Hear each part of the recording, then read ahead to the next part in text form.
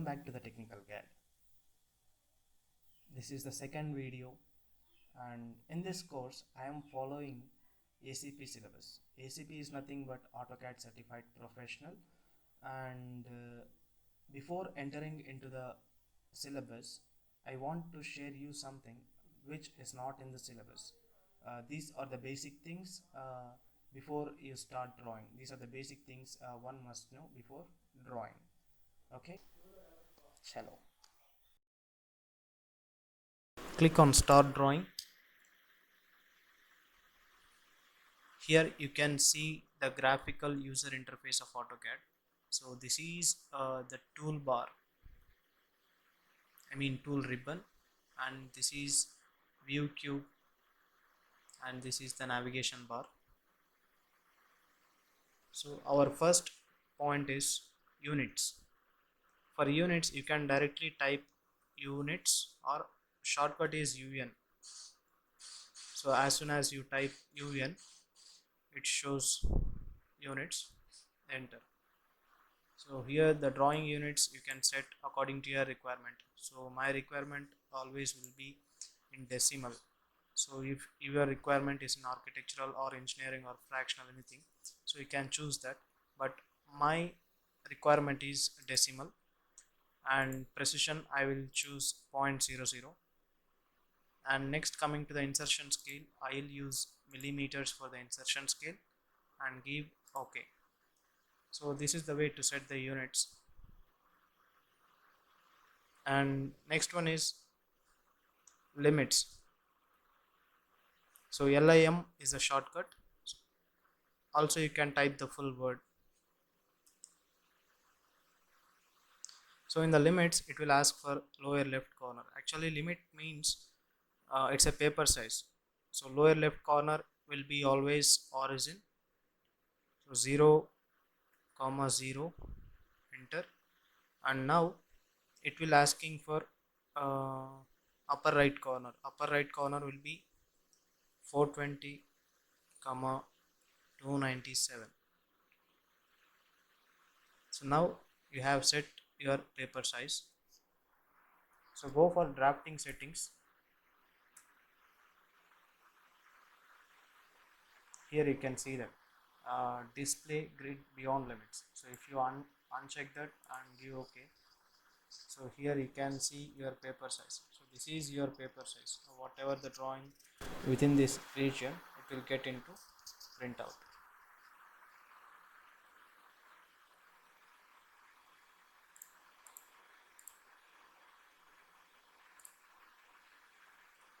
So that is limits.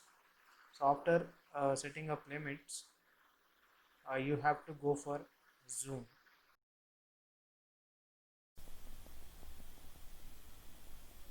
In the zoom option, the shortcut is Z, enter. Here you will see the type of options you will see.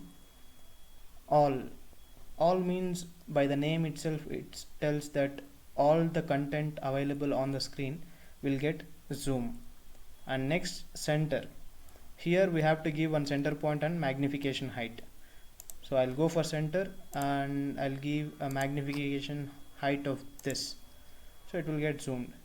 And next, a dynamic is a real-time one. So real-time and dynamic both are same. If I select this one, so automatically it will get, this is a real-time. So if the object is very small also, in dynamic zoom it's possible to get back that D, enter. See, automatically it will get zoomed. So this is a dynamic zoom option, and Z, enter. Here see the extents. So extents means the rectangle up to this extent it will get zoom.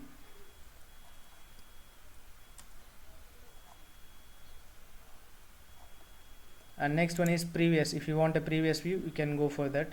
Z space. And now window. Window is like you have to select which object you need for the zoom. So I need only this object for zoom. So that is the window zoom. basically we will not use the zoom option heavily, so directly we will go for this scroller button. If we rotate the scroller front and back, automatically it will get zoom in and zoom out. But if you want to use the command, you can use, there is nothing problem. Z enter. So object, so if you select the object, I need only this object, and give enter, so that object will get into zoom. So this is a zoom option. Coming to next option, pan. Pan is used to move the screen. So for that we have a command pan, enter, and now we can click the left button of the mouse and move the screen. Other option also is there, it is we can click the scroller button in the mouse and rotate the screen.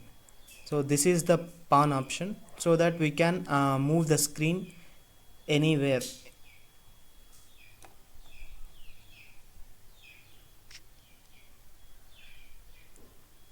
Next option is drafting settings.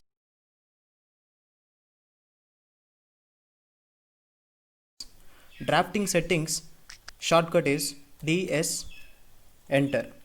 In drafting settings we have snap and grid, polar tracking, object snap, 3D object snap, dynamic input, and quick properties and selection cycling, like this it will be having. So first I will go for object snap. So object snap is for if we select the object, snapping the object, I mean object snap and object snap tracking, two options will be there. So the shortcut for object snap is F3 and object snap track is F11. So here only end point is there, and we don't have any midpoint or quadrant. Okay, so I will select this quadrant, midpoint, let's select all first. Okay, so now you see, so if we select circle again, you can see the quadrant point there. See, this is the object snap tracking. For suppose if I want to draw a rectangle, so I will select the line like this. So now I need a point here, exact point, I mean exact height I need. So I don't know the length, so at that time what I will do is I'll place the mouse on the point and track, so automatically the height will be tracked. So this is the object snap tracking, this is the object snap tracking, and this is the object snap, I mean if I place the object, so it's the object snap. Okay, right, so this is the object snap, DS. So that is the difference between object snap and object snap tracking.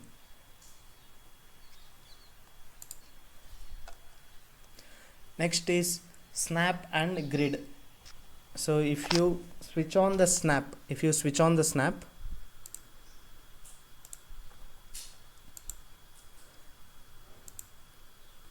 you can, it's not possible to place a line in the middle of the points. So here you can see, whenever I draw, so I can't place in the middle of the box, only at the end point of the box only it's possible to place the point. So that is the snap option. So if you want, you can do, otherwise you can change that in drafting settings. F9 is the shortcut, that is a snap. And grid, if I switch off the grid, so the grid will be switched off.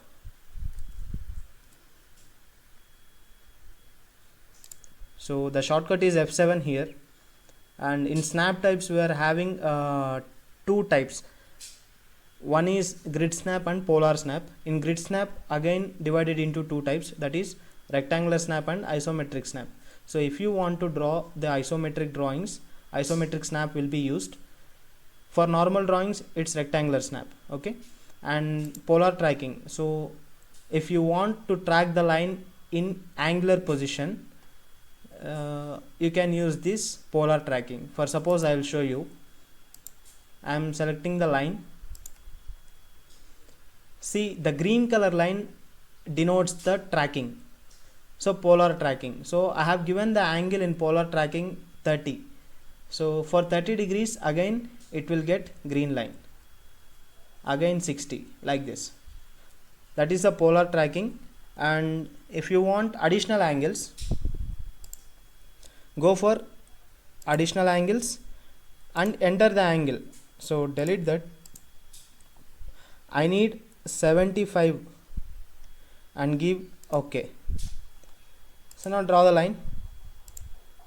So for 0 it's showing, for 30 it's showing, again it will show at 75 degrees. So that is a polar tracking.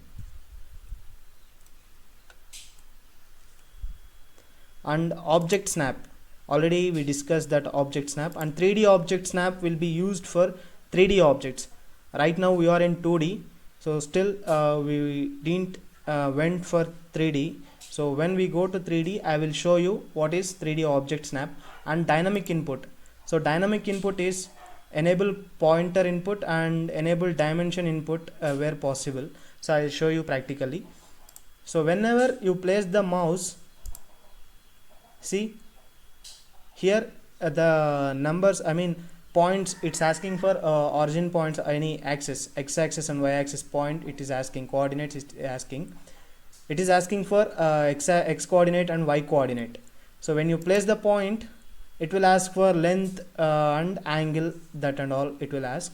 So for suppose if you switch off that dynamic input, I am switching off this pointer input. So if I switch off the pointer input, see now it's not showing the pointer input. I mean x coordinate and y coordinate we can't give directly in numbers. So that is the option, that is the dynamic input option.